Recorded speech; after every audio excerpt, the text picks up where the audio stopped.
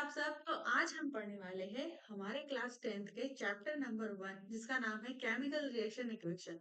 Chemical reaction and equation इस chapter के कुछ हम इंटरनल क्वेश्चन को पढ़ेंगे और एक्सटर्नल क्वेश्चन को पढ़ेंगे जो हमारे एमपी बोर्ड में आ चुके हैं। ये प्रीवियस ईयर के क्वेश्चन है बेटा, तो बहुत इंपॉर्टेंट है, इसको अच्छे से रिवाइज कर लेना, जो आपके एग्जाम में बहुत हेल्प करने वाले हैं। ठीक है, तो भाई चलो आगे बढ़ते हैं। ठीक है, सबसे फर्स्ट क्वेश्चन है अपना, जो why should a magnesium ribbon ribbon be clean before the burning. मतलब जो मैग्नीशियम रिबन होती है उसको अपन बर्निंग से पहले, जलाने से पहले क्लीन क्यों करते हैं? ऐसा हमने मैग्नीशियम रिबन को अपन बर्न करने से पहले, जलाने से पहले क्लीन क्यों करते हैं, ऐसा पूछा है। तो magnesium ribbon should be clean before ribbon in the air because it is a surface in a usually costed with the thin layer of the magnesium oxide. क्या होता है, जो मैग्नीशियम रिबन होती है, ठीक है, उसको क्या करना पड़ता है, क्लीन करना पड़ता है बिफोर बर्निंग। बर्निंग के पहले उसको क्लीन करना पड़ता है। क्यों ऐसा? क्योंकि मैग्नीशियम रिबन के ऊपर एक थीन लेयर होती है ना, एक थीन कोटिंग होती है, जो किसकी होती है, मैग्नीशियम ऑक्साइड की होती है। किसकी होती है? मैग्नीशियम ऑक्साइड की। ठीक है, जो इसको रिबन को बर्न होने से बचाती है। इसलिए अपन क्या करते हैं, मैग्नीशियम रिबन को बर्न करने से पहले क्लीन करते हैं, साफ करते हैं। हाँ समझ में? तो मैग्नीशियम रिबन को क्लीन करना क्यों जरूरी है बिफोर बर्निंग? क्योंकि इसके ऊपर मैग्नीशियम ऑक्साइड की एक थीन लेयर होती है, जो इसको बर्न होने से बचाती है। इसलिए इसको अपन को क्या करना पड़ता है, क्लीन करना पड़ता है। ठीक है, दूसरा क्वेश्चन है, right one equation each for display decomposition reaction where energy is supplied in the form of heat, light and electricity। मतलब अपने को एक ही इक्वेशन राइट करना है किसकी, डिकम्पोजिशन रिएक्शन की, जिसमें हीट, लाइट और इलेक्ट्रिसिटी को शो किया है। ठीक है, तो सबसे पहले आपको पता होना चाहिए कि डिकम्पोजिशन रिएक्शन क्या होती है।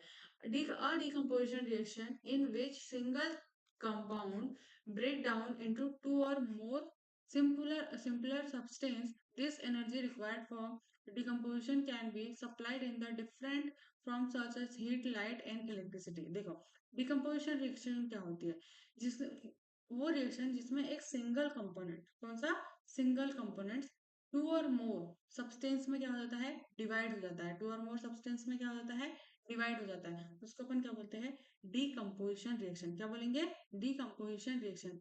और जो डिकम्पोजिशन रिएक्शन होती है, इसमें जो एनर्जी की रिक्वायरमेंट होती है वो थ्री फॉर्म में होती है, एक हीट, लाइट और इलेक्ट्रिसिटी के। ठीक है, तो हीट के प्रेजेंट में जो रिएक्शन होगी, मैं जैसे मान लो हीट की प्रेजेंट में कोई रिएक्शन होगी, तो जैसे अपन एक सिंबल लेते हैं, जैसे कि सिंगल सब्सटेंस रहेगा और टू और मोर कंपोनेंट्स में डिवाइड होगा।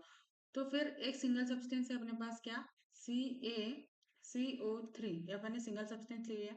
इसको अपन ने किसके प्रेजेंट में ब्रेक डाउन करा है बेटा, हीट की लाइट में। तो हीट को अपन हीट भी लिख सकते हैं, आया समझ में, और इसका एक ऐसा सिंबल भी बना सकते हैं। ठीक है, तो हीट है, ये क्या है, हीट है। ठीक है, अब ये डिवाइड होगा टू और मोर पार्ट्स में, तो क्या हो जाएगा, CaO, कैल्शियम ऑक्साइड, प्लस क्या बन जाएगा, O, मतलब CO2। ठीक है, कार्बन डाइऑक्साइड। आया समझ में? तो ये हीट की प्रेजेंट की रिएक्शन हो गई। दूसरी अपने को लिखना है किसकी, लाइट की प्रेजेंट की। ठीक है, तो इसको अपन लिख सकते हैं 2AgCl, एरो, एरो जो कि रिएक्शन होता है। ठीक है, और यहाँ पे लिखेंगे 2Ag प्लस 2 ये Cl2। ठीक है, तो ये किसके प्रेजेंट में हुई बेटा, लाइट के प्रेजेंट में। ठीक है, मैं समझ में। और इलेक्ट्रिसिटी के प्रेजेंट वाले तो मैं ऐसे लिख सकते हो, 2H2O equals to 2H2 plus O। ठीक है, ये किसके प्रेजेंट में है, इलेक्ट्रिसिटी। हाँ समझ में, तो ये तीनों रिएक्शन हो जाएंगी आपकी किसकी, ये हीट की हो जाएंगी फर्स्ट वाली, सेकंड वाली लाइट की हो जाएंगी, और जो थर्ड वाली हो जाएगी वो इलेक्ट्रिसिटी की हो जाएगी। हाँ समझ में। डिकम्पोजिशन रिएक्शन क्या होती है, जब सिंगल सब्सटेंस टू और मोर कंपोनेंट्स में डिवाइड होगा तो उसको अपन डिकम्पोजिशन रिएक्शन बोलेंगे। डिकम्पोजिशन रिएक्शन में मैंने हीट, लाइट और इलेक्ट्रिसिटी के वन वन एग्जाम्पल आपको शो कर दिए हैं, आप इसको लिखकर अच्छे मार्क ला सकते हो। ठीक है, थर्ड नंबर का क्वेश्चन क्या बोलता है, why do we apply paint on iron articles. मतलब आयरन आर्टिकल्स पर अपन पेंट क्यों अप्लाई करते हैं भाई। सबको पता है जो आयरन की चीजें होती है, जो लोहे की चीजें होती है, वो क्या होने लगती है, जल्दी उनके ऊपर जंग लगने लगता है। अब ये क्या, जंग कैसे लगता है, तो क्या होता है, जब भी आयरन आर्टिकल्स एयर मॉइस्चर के कांटेक्ट में आते हैं तो उसके ऊपर क्या होती है, एक लेयर चढ़ने लगती है। इसी को अपन क्या बोलते हैं, कोरोजन। क्या बोलते हैं, कोरोजन है समझ में। इसीलिए जो आयरन आर्टिकल्स होते हैं उनको प्रोटेक्ट करने के लिए, उनको रस्टिंग से बचाने के लिए उसके ऊपर अपन क्या कर देते हैं, पेंट कर देते हैं। We apply paint on iron articles to protect them from the rusting. है समझ में। अपन किस लिए अप्लाई करते हैं पेंट आयरन आर्टिकल्स पे, for protect them for rusting, मतलब रस्टिंग से बचाने के लिए उस पर अपन क्या अप्लाई करते हैं, पेंट अप्लाई करते हैं। हाँ समझ में, ठीक है। 4 नंबर का क्वेश्चन क्या बोलता है, what do you mean by precipitation reaction, explain given example. Precipitation reaction होती क्या है, एग्जांपल के साथ बताना है तुमको, ठीक है।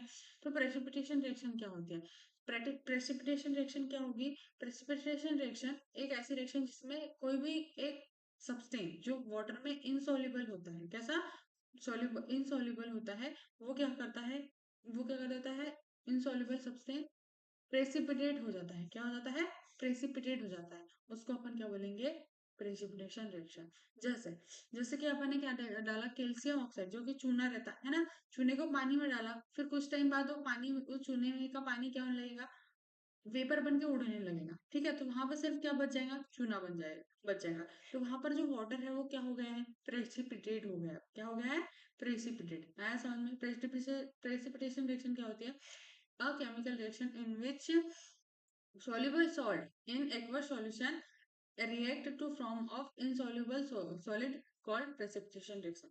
आया समझ में। The reaction in which any substance is precipitate is called precipitation reaction. कोई भी रिएक्शन में जब कोई सब्सटेंस प्रेसिपिटेट होता है तो उसको अपन क्या बोलते हैं, प्रेसिपिटेशन रिएक्शन। आया समझ में। तो इसका आप ऐसा एग्जांपल भी लिख सकते हो, क्या हो सकता है इसका, NaCl2 प्लस BaOH2, ठीक है। तो यहाँ पे क्या बच जाएगा, बन जाएगा यहाँ पे सोडियम OH2, NaOH2, और यहाँ पर क्या हो जाएगा बेटा, BaCl2।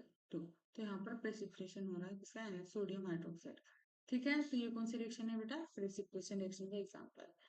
आसान में, ठीक। चलो, ऑयल और फीड ये क्या होते हैं, कनेक्ट हो जाते हैं कैसे, कि जब तो अपना नेक्स्ट क्वेश्चन है क्वेश्चन नंबर 5।